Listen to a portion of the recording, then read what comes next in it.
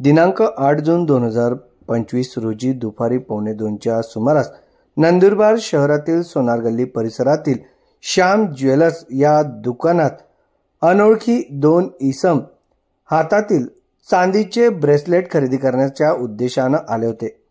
दुपारी 1:45च्या सुमारास दुकानदार श्याम रमेशचंद्र सोनार हे त्या अनोळखी व्यक्तींना चांदीचे ब्रेसलेट दाखवत असतानाच त्यानं 9,800 रुपये किमतीचे 10 तोळे वजनाचे चांदीचे ब्रेसलेट स्वतःच्या हातात घालून पाहिले आणि संधीचा फायदा घेत त्यानं दुकानदाराला चकमा देऊन दुकानातून पळ काढला व ते चांदीचे ब्रेसलेट चोरी करून नेले आहे।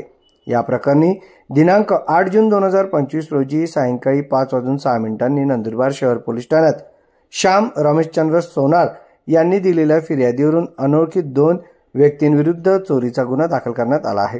हा संपूर्ण प्रकार दुकानात लावलेल्या सीसीटीव्ही कॅमेऱ्यात कैद झाला आहे। सदर प्रकरणी पोलीस हवालदार कैलास वळवी पुढील तपास करीत आहे।